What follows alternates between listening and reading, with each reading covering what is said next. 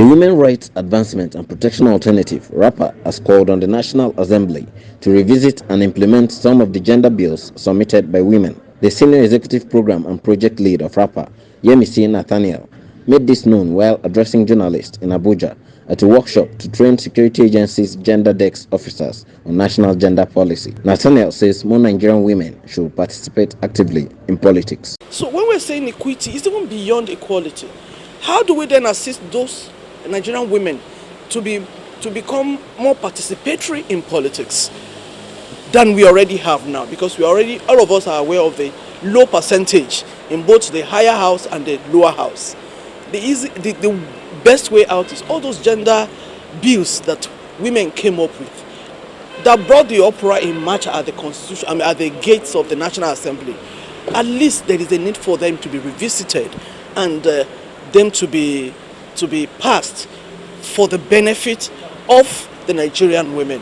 That will enable those who are not measuring up now to be able to measure up. And that, just like it was said before, the speaker before me said, it will now allow those who are not able to be part. If you have 100 seats, we're asking for 10 extra in order for us to allow more women to be in politics. Nigeria have a lot of beautiful policies, but let the rhetoric be taken forward to become practical on the field.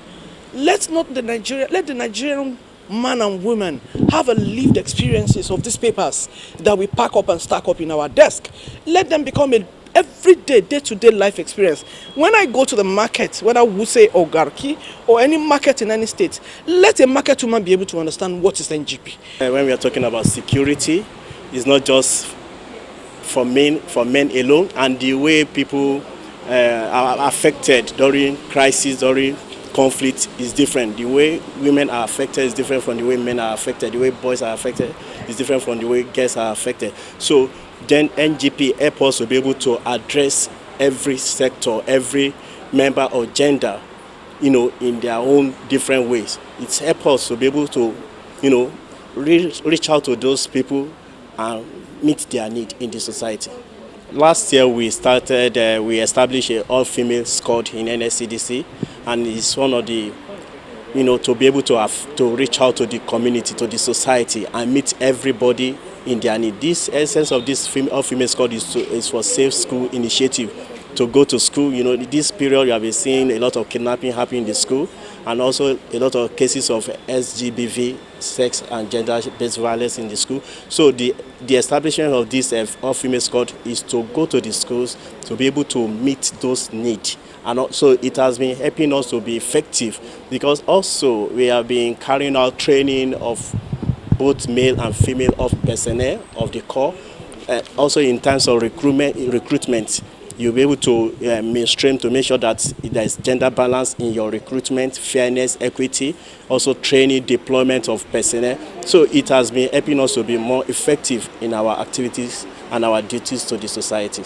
We are collecting data of both in the stream, that's in the main INEC office, and in the down to the grassroots level. We are collecting data of staff to know how the gender balancing is controlled, to enable us control the gender balancing in INEC, even in the area of staff duties and all of that. And even at the political party level, we are collecting data of nominations from the number of women they have nominated during the recently concluded party primaries and all of that. So we are doing a whole lot, and it's a work in progress. In the past, it used to be men in everything. Now, you know how women are. So I'm not saying that men are not honest, but women are extremely, as in, how will I put it, honest in whatever they do. So it has gone a long way. Like right now, the head of department in the INEC FCT for political party monitoring is a woman. So it was easy for me to collect the data for the nomination of the just concluded party primaries. So it has helped in a number of ways. And the women too, having equal number of men and women, we are not able to get equal number as it is now, but like I said, it's a work in progress. So those women too who are appointed are also looking into gender. You know, they are gender friendly in their selection of giving schedule in the office and all of that. It is not enough for a man to go out and work and think everything will be okay. It is a century that is demanding the use of talent irrespective of gender. Men and women must contribute, and that is the bottom line for sustainable development. For countries that hide 50% of talents of women and only rely on 50% of men, and remember that talent is also not equitably distributed among men. Some might have, some might not have. So it's not all the 50 that even have talent, and it's not all the 50 of women that have talent. But when you then skew it to one gender, you are almost changing that nation to about maybe 45% or 50 or 35% of talents being used. So there is therefore through history what we call a gender oppression or gender disadvantage for women. One, because they were not part of those who go to school early as men, and so they were not able to attract the kind of work that men attract. They were not trained enough to work in the public sphere, so you don't find them in position of leadership.